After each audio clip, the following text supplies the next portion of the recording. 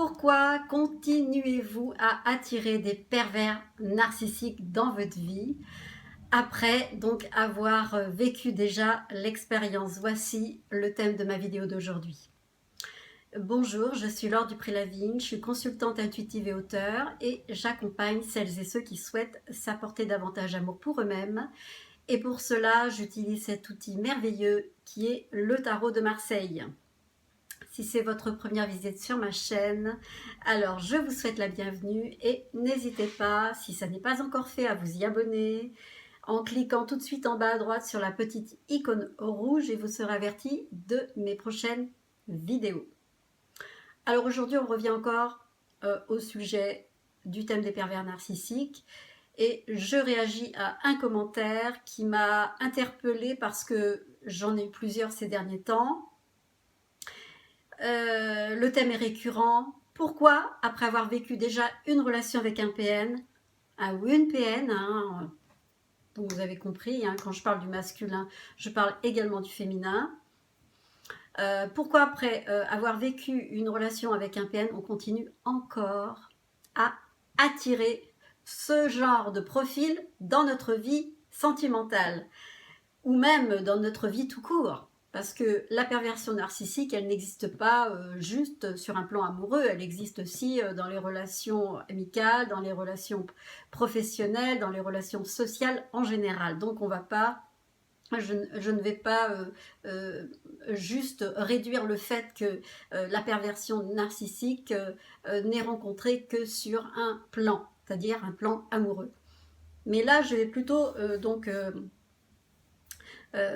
mettre l'accent donc sur la sphère sentimentale, puisque une personne me dit mais comment c'est possible après avoir vécu ce que j'ai vécu, en gros je remets le couvert avec un nouveau. Bon, moi vous le savez puisque je l'ai raconté dans mes vidéos, ça m'est arrivé aussi et ça m'est arrivé d'une façon tellement voilà, que je m'y attendais pas du tout. Et même si on sait ce que ça veut dire, on sait à quoi ça ressemble, on peut détecter des signaux, mais voilà, le fait est que j'avais envie de répondre à cette question. Donc quand on a vécu avec une relation avec un ou une perverse narcissique, on peut avoir deux réactions quand on finit par rompre avec cette personne. Soit on rentre dans une forme d'isolement, de toute façon c'est presque un passage nécessaire que de se mettre en retrait, soit pour faire le point avec soi-même et vraiment se reconstruire derrière, parce que c'est quand même un passage qui est quand même extrêmement délicat, où on est confronté au vide, où on est confronté au fait d'être seul, où on est confronté au fait que quand il n'est plus là, eh bien, on a l'impression de ne plus exister. Et je vais revenir après justement sur cette notion-là, qu'on a l'impression de ne plus exister. Ou alors, il y a une autre possibilité, donc c'est qu'on peut, oui, on peut aussi également se couper de toute relation juste parce qu'on a un sentiment de dégoût et qu'on n'a même plus envie parce qu'on a l'impression d'avoir trop aimé, d'avoir trop donné, d'avoir tout donné de soi, et on est tellement dégoûté en fait d'avoir tout donné, d'avoir vécu des états tellement forts que je dirais on est fatigué d'aimer, on a cette lassitude d'avoir trop donné, pour en arriver là en fait. Donc le constat, c'est je me mets en repli, soit je fais une thérapie, soit des fois je fais une dépression, ou alors je me mets en mode ermite, ou alors je me mets en mode je vis ma vie. Alors ce qui est peut-être le cas de beaucoup de personnes, d'un seul coup, c'est une renaissance totale. J'ai l'impression de goûter à une liberté, mais généralement quand même, il y a toujours cette espèce de passage quand même, ce passage à vide, je dirais. Bon, ça c'est le constat, rupture après pervers narcissique, qui est différent pour chacun, comme chacun me l'a dit, tout le monde n'a pas le même type de réaction. Mais pourquoi on retombe encore sur un ou une perverse narcissique? Justement, quand on a expérimenté à quel point on a été loin, jusqu'à où on a été capable de s'oublier, de se dénier, je ne sais pas si on le dit, bref, d'avoir été dans le déni. Eh bien, pour moi, la grande raison, c'est que quelque part, il y a quelque chose qui est encore présent dans notre fonctionnement profond, c'est la dépendance affective. Alors je pense que je n'ai jamais véritablement abordé le sujet, ou plutôt je l'ai abordé de façon détournée sans le nommer, mais c'est une des raisons qui fait qu'on attire des pervers narcissiques dans notre vie. Donc le fait d'avoir l'impression d'exister que au travers de l'autre, et que l'autre nous donne ce sentiment d'exister, eh bien quand on perd l'autre, et comme l'autre par effet miroir ou par même point commun, comme côté alchimique, je dirais, l'EPN s'imbrique complètement avec les manques de la proie. En fait, ils sont miroirs l'un et l'autre puisqu'ils ont cette faille narcissique. Donc, comme j'ai souvent expliqué, l'EPN ne s'aime pas, la proie n'a pas d'estime d'elle-même. Tous les deux, ils sont dans une quête de reconnaissance. Donc, ils sont tous les deux extrêmement dépendants affectifs et c'est une des raisons qui fait que cette rencontre est possible, comme je l'ai expliqué. Hein. Je l'ai expliqué aussi notamment par rapport à l'attirance des hypersensibles, vous savez, les HPI, les HPE, les surdoués, etc. Ils sont ils attirent complètement les PN, hommes-femmes, bien sûr. Donc, sachant qu'il y a cette espèce d'alchimie entre eux, ils sont, comment je pourrais dire, ils sont attirés l'un vers l'autre, c'est un aimant, parce que l'un et l'autre va nourrir le manque qu'ils possèdent et l'autre vice-versa. Ils ont tous les deux quelque chose, donc ils vont remplir, l'un va remplir chez l'autre, enfin, si on peut parler de remplir, mais en fait, ils vont chercher chez l'autre le manque. Ce manque profond. Et ce problème, cette problématique qui est présente chez la proie, la victime, c'est la dépendance affective. Donc le fait qu'elle ait besoin d'être connue, le fait qu'elle ait besoin d'être aimée, elle a beau avoir coupé avec un ou une perverse narcissique dans sa vie, si le travail sur soi, qui est quand même long pour pouvoir se reconstruire derrière, n'a pas été suffisamment construit du côté justement de l'estime de soi, de la confiance, de l'amour de soi, eh bien cette carence, elle va être encore comme une blessure, comme une plaie ouverte, et elle va être encore là pour donner des signaux au PN qui vont vous croiser. Et si le PN ou l'APN est réceptif évidemment à cette faille qui est encore présente, qui est encore, voilà, vous transpirez encore de cette faille, eh bien, évidemment que par le phénomène d'attraction, vous allez attirer à nouveau ce personnage dans votre vie, homme ou femme. Alors, tout dépend de votre degré, en fait, de manque, tout dépend de jusqu'à où votre faille, elle est énorme, votre faille, votre dépendance, jusqu'à où elle est importante au point, en fait, de vous laisser encore avoir et de tomber sous l'emprise encore d'une personne comme un PN ou tout autre individu toxique. Après, ça, c'est relatif à chaque personne. Mais c'est une des raisons qui fait qu'on continue à attirer. Et pourquoi aussi? Même si y a eu un travail sur soi, même si y a une compréhension profonde des processus, des mécanismes qui font qu'on attire ce genre de personnes et qu'on est capable de les détecter et puis de se dire « Ah, toi, je t'ai reconnu, donc je change de trottoir. » Ok, mais n'empêche que c'est vrai qu'il y a quand même une nuance entre le fait de le croiser et de changer de trottoir et le fait de le croiser et de le laisser rentrer dans notre vie et puis de se laisser encore avoir et tomber sous l'emprise. Ben, il y a 2 poids 2 mesures. Mais ceci dit, laisser à nouveau ce type de personne avec ce type de profil rentrer dans notre vie, eh bien ça indique que la carence affective elle est là. Et il y a aussi le fait qu'on ne s'aime pas suffisamment. Donc il y a encore un travail personnel pour apprendre à s'aimer. Dans une vidéo, je vous expliquerai moi ce que je fais chaque jour pour travailler justement sur l'estime de moi, sur la confiance en moi, sur l'amour de moi. Mais là n'est pas le sujet. Ça sera, voilà, donc je vous ferai ça dans une prochaine vidéo. il y a aussi un élément que je voulais vraiment mettre en exergue, c'est que là, on va aller peut-être un peu plus dans les compréhensions plus subtiles, en fait, de ces enjeux qui font qu'on attire telle ou telle personne ou telle situation dans notre vie. En fait, le fait, c'est que quand on a vécu avec un PN, on transpire encore. On transpire de cette souffrance, de cette frustration, de ce dégoût, de cette, en fait, aussi de cette honte d'avoir vécu avec ce genre de personnes.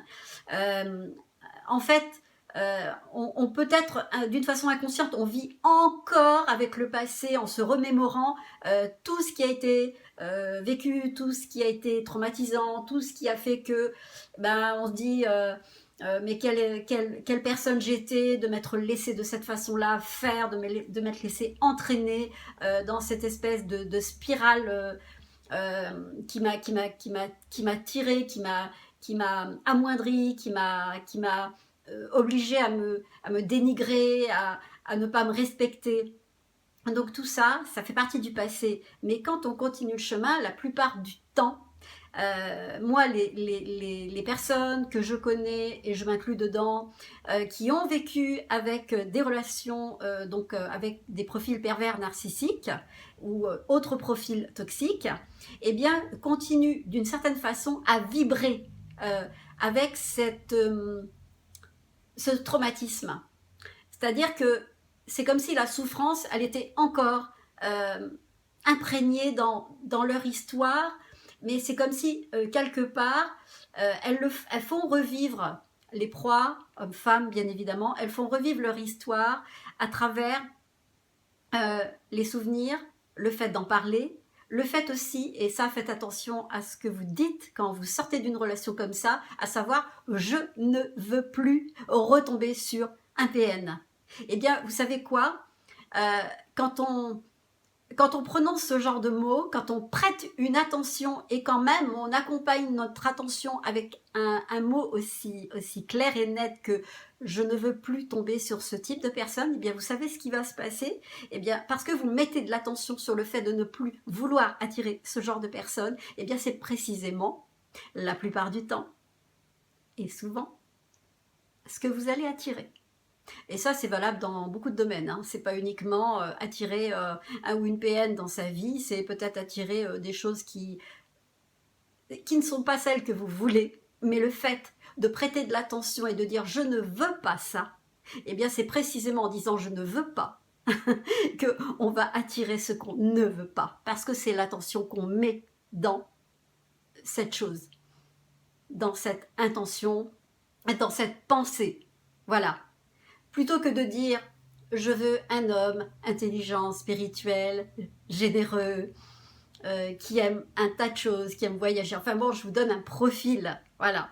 Eh bien, la plupart des personnes que je connais qui ont vécu avec un ou une PN, ils disent plus ou moins tous la même chose. Ah, je ne veux plus retomber sur ce menteur, cet arnaqueur, ce voleur, cet escroc, etc., etc. Donc voilà, les enjeux du violon, c'est rigolo parce que, en fait, on se rend pas compte parce que ça, c'est peut-être une forme d'ignorance, hein, ce qui appartient à chacun, c'est d'oublier un détail important, et c'est pour ça que j'avais envie de faire cette vidéo.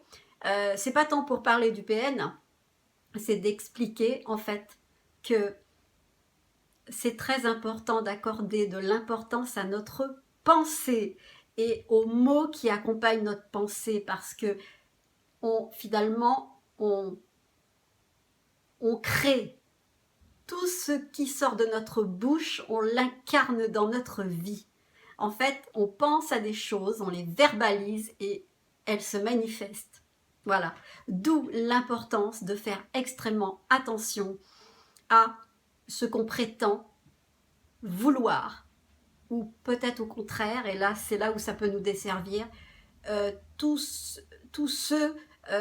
cette attention et le focus qu'on peut mettre sur ce que l'on ne veut plus. Et si vous réfléchissez, combien de fois ça peut vous être arrivé de dire « Ah non, ça je ne veux pas », je ne veux pas connaître ça, je ne veux pas telle situation, je ne veux pas rencontrer telle personne. Eh bien, vous savez quoi, à chaque fois que vous dites ça, eh bien, vous allez, si vous mettez beaucoup d'attention, si évidemment ça revient souvent dans votre langage, eh bien, sachez que vous allez l'attirer. Donc, pour en revenir à le thème de base qui est pourquoi on attire encore un pervers narcissique ou une pervers narcissique dans notre vie, eh bien c'est parce qu'on vibre encore de cette énergie, on est encore imprégné de tous ces mécanismes de pensée qui ont fait on était toujours sur la défensive et qu'on a toujours eu ce réflexe de lutte justement pour faire face à ce qu'on vivait, et même quand on n'est plus avec cette personne, eh bien, on continue à ruminer en fait le passé, on continue à dire ce qu'on ne veut plus, on continue à penser que ces personnes ne sont vraiment pas bonnes dans notre vie, et inévitablement, eh bien, on va en attirer un nouveau ou une. Et je voulais aussi vous éveiller sur le fait, quelque chose qui est extrêmement important aussi, hein, qui est révélateur aussi du fait d'attirer ce genre de personnes, ce type de profil, qui est la perversion narcissique, c'est le fait d'apprendre à dire non. Parce que le PN, c'est, il va s'intéresser à vous dès lors que vous êtes une personne plutôt empathique, qui va tout faire pour vous faire plaisir, tout faire pour vous donner le change, tout faire pour tout simplement parce que la proie a besoin d'être appréciée, a besoin d'être aimée, donc on en revient à la dépendance affective, donc elle va tout faire pour. Donc le fait que vous continuiez à attirer ce genre de personnes dans votre vie, c'est lié aussi au fait que vous avez besoin d'apprendre à dire non, et puis d'apprendre aussi à vous reconnaître et à écouter vos besoins profonds. Et j'avoue, c'est pas aussi simple que ça quand on sort de ce genre de relation, et que, comme certaines personnes me l'ont dit, elles sont prostrées au fond de leur lit et elles n'arrivent pas à en sortir parce que je crois qu'elles sont tellement anéanties du fait de cette rupture et du fait que la personne ne soit plus là dans leur vie. Euh, c'est comme si il y a une espèce de contre-coup, un espèce d'effet, eh bien, voilà, il y a comme un effet de dépression, il y a un vide, un manque qui s'installe, et donc du coup, la proie peut-être a perdu toute sa raison de vivre, toute sa raison d'être, en dépit même du fait qu'elle pourrait se dire je suis libre, mais ça paraît logique. Si la proie avait eu besoin de se libérer de son PN, elle l'aurait fait depuis longtemps. C'est donc qu'il était utile. Et ça aussi, ça fait partie des raisons, c'est que, en fait, la proie, eh bien, elle a vécu des émotions extrêmement toxiques, des émotions qui l'ont tirée vers le bas, qui lui ont apporté de la souffrance, un sentiment un sentiment effroyable de ne pas être reconnue, de ne pas être aimée, de ne pas être comprise, de ne pas être entendue, de ne pas être reconnue en tant qu'humain, hein, parce que non considéré, non regardé, donc zappé littéralement. Et ce qu'il faut savoir, c'est que ça occasionne une souffrance. Et quand la proie est coupée de cette émotion, de cette souffrance, eh bien, quand le PN quitte sa vie, eh bien la proie est encore addicte de cette souffrance. Ça paraît très très compliqué à comprendre, mais en fait on peut s'habituer justement à une souffrance, à quelque chose même qui nous fait mal, qui nous détruit, mais cette émotion, aussi négative qu'elle puisse paraître, est une addiction et donne la sensation d'être vivante. Voilà. Et ça, c'est vraiment un des points importants que j'avais envie de vous donner pour vous expliquer que si on continue à attirer ce genre de personnes dans notre vie, c'est parce qu'il y a il y a une part de nous, ancienne proie ou victime, qui n'a pas réussi à trouver dans sa vie les moyens, les outils, euh, d'une certaine façon, elle n'a pas réussi à se reconstruire suffisamment pour trouver la vie en elle. Et c'est justement à travers cette souffrance qui la rendait vivante, qui la faisait réagir. Même si c'était quelque chose d'extrêmement négatif, qui pouvait être des pleurs, de la souffrance, de la colère, de la rage, de la violence. Mais dans ces instants-là, la proie, elle avait l'impression d'exister. Voilà. Donc, j'avais envie de vous expliquer cette notion qui appartient à la proie, c'est cette fameuse addiction aux émotions, aux ressentiments, aux sentiments négatifs, aux émotions négatives, qui, même si elles détruisent, il y a une espèce d'habitude en fait. Et comme l'humain, il est fait d'habitude, et que même si quelque chose nous fait très mal, l'habitude de le vivre, qui nous donne cette sensation de vivre et d'être vivant ou vivante, fait partie des raisons qui fait qu'on continue à attirer des personnages toxiques. Voilà. Donc je pense avoir un petit peu voilà, abordé le sujet d'une façon peut-être assez large, mais je pense que c'était des points intéressants à donner. Et en tout cas, j'espère que cette vidéo vous a plu, au même titre que voilà, j'étais très contente et très très motivée pour vous la partager. Donc si elle vous a plu, n'hésitez pas donc à liker, petit pouce bleu, partager, commenter, et puis allez voir aussi mon site magiedelame.com où je vous explique de quelle façon donc j'accompagne avec les tarots de Marseille, qui sont voilà, un outil de développement personnel. Donc je vous le recite, donc c'est donc mon site www.magiedelame.com. N'hésitez pas à me rejoindre sur ma page Facebook et je vous dis à très très très bientôt pour une prochaine vidéo. Au revoir.